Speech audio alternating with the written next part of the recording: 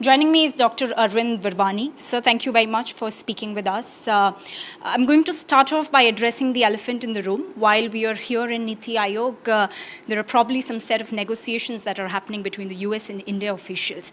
I'd like to take your stance on how do you see the reciprocal tariffs and the kind of negotiations that both the countries are involved in?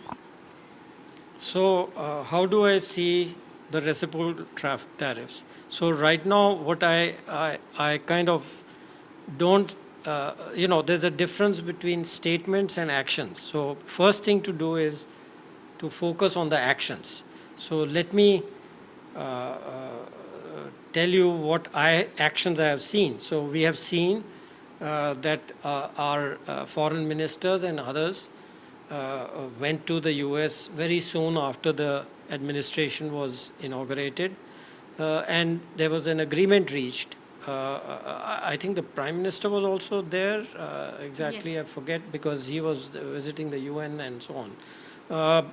And there was an agreement to increase the trade by a large amount and to have a BTA by the fall of this year, BTA or some part of that. So that's a very positive development, because till last year, the message from the US was that they are not interested in any new FTAs, BTAs, whatever you want to call it. So that was a specific action. What other actions we have seen? There have been continuous actions, interactions between our trade and industry minister and their counterparts and others in Washington.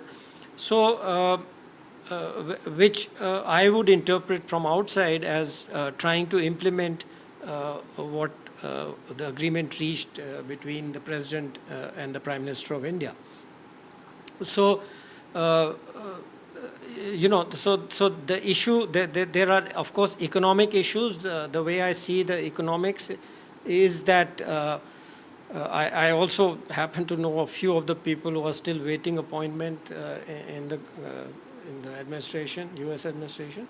But the point is that many kind of professionals in the US recognize that the key issue for the next 5-10 years is to build competitive supply chains in somewhere outside one country, which is now rapidly developing a monopoly in both in the share of world manufacturing value added and the share of world exports.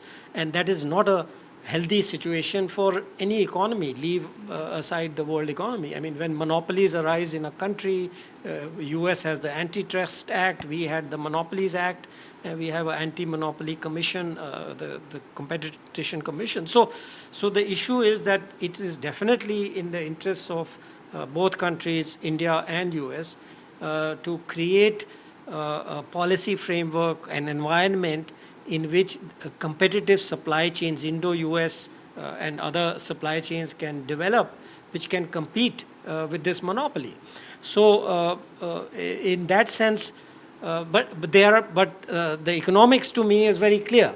Right. But there are always political issues, and this is not a new thing. You know, I have seen it. I have, the GATT negotiation. Before that, there were the old agreements.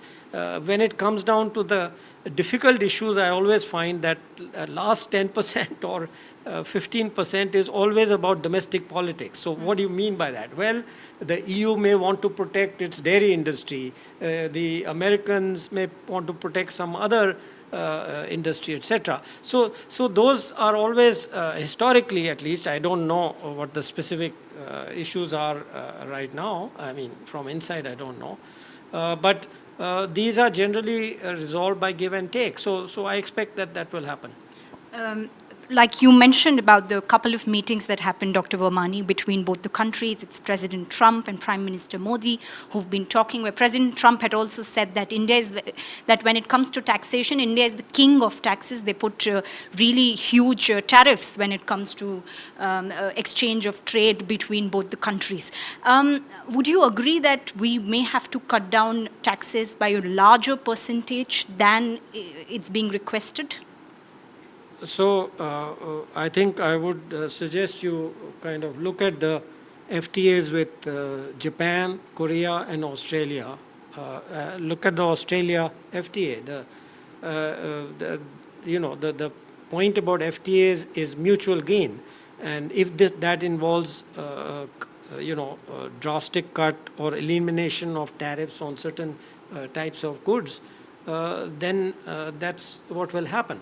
But as I said, the key issue for the next, perhaps I didn't say it here, but I said it earlier, key issue for the next 10, 15 years is how to incentivize supply chains to be built in US and India, or US, EU and India, which will compete with the emerging monopolies, because the monopoly will not be good for anybody. When we are discussing the mutual, let me put it another way. The mutual interest in doing that may be overlap, maybe, I'm just using an arbitrary number, 75%. There'll always be 25% where there's not an overlap. So those have to be negotiated. And so both things happen, right? Where there's something which will benefit both countries is easy to do, that will be resolved very quickly. Then there will be some things left which are difficult either for the US because of their domestic pressures, for us, for our domestic pressures.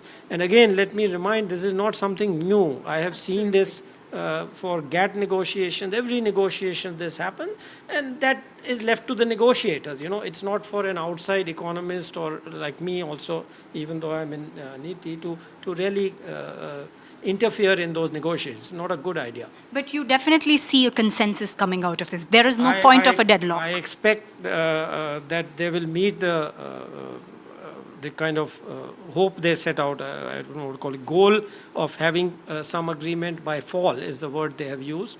And I have no reason to expect that will not happen. Okay, one last question, Dr. Virmani. We have been seeing the China plus one strategy for a while now, and India was supposedly to be a gainer out of it. But with the current geopolitical conditions, do you see us moving away now from the plus one policy? Because we're also kind of, will be likely hanging. So actually I see it a little differently. Maybe I've always been a little bit of a contrarian. But two factors. Actually, it's been not China plus one, but China plus 5, I would say, and I'll explain what that means. And so the challenge for us is how to move from China plus 5 to 1. So what is China plus 5? So whatever evidence we have, and there are several studies, I've seen 3 or 4 myself, which show that the China's share of US imports has gone down, and 4 or 5 countries, among which India is there, and of course Vietnam everybody knows, but some of the others, surprisingly, actually the last study showed Taiwan, but we won't go into the details. There's a reason for that. So we have been in the top 5 in that sense already. The challenge, as I said, is why the challenge for us? Because we are the only country which has the human resources, 1.4 billion people. We are the only country where the demographics are going to be positive. The share of global working age population is going to rise. Right. Every other country which I have mentioned and which is a kind of potential competitor, if you will want to call it, their working age population share is going to fall. So in that sense, the challenge is how to make sure that it becomes from China plus 5 to China plus 1. And that involves a number of things, including FTAs, BTAs, the PLI schemes, which are being kind of re-evaluated and revamped, or whatever the word one wants to use. And so there are all these things which are happening. The regulatory stuff is also very important, which was announced in the budget. The Regulatory Commission, as you have read, I have also read in the papers, the task force is active, etc. So all these things matter.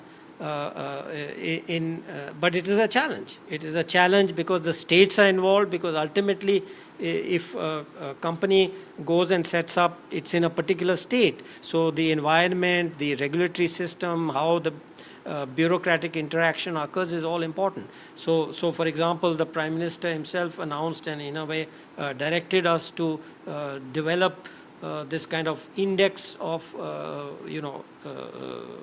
environment or competitiveness or whatever you want to call it, across states, so they can see for themselves, okay, we are good here, we are not so good here, and improve. Because, as I said, now at this stage, the bottom line is really the states. And you've heard of the states, I don't need to mention, who are doing very well, while others are not getting enough. So how to make sure that the environment in those countries is also, states is also conducive. Great. There's a subtle shift in our strategy now. We are looking to open our arms for China. We are getting back to dealing with them with a more, I'd say, neutral stance. Is this because now we are standing cautious of what US is doing to us? I mean, is this like a tripartite agreement? Sorry, I don't agree with the words you have used. So I don't agree with the adjectives. Okay. So the policy towards China is there in the press note. I forget, press note 5 is called or something. I don't never keep these numbers thing, but whatever it was, you know that press note, right? So the issue is that press note is still there. That is not changing. The question is always applying it, right? So how it is applied depends both on what is happening between China and India, which you focus on, but also what is happening all over the world, right? So I don't want to get into negative issues, but you may have read recently that there are negative things happening from, on this issue from the other side. So all those things have to be considered, but the intent of press note was that really to review and process all investment to make sure that it's consistent with the national security related issues. And I think that policy has not changed. It's just how it's applied in current circumstances, which evolves from time to time. You're absolutely right. Thank you very much, Dr. Virmani, for speaking with us. Thank you.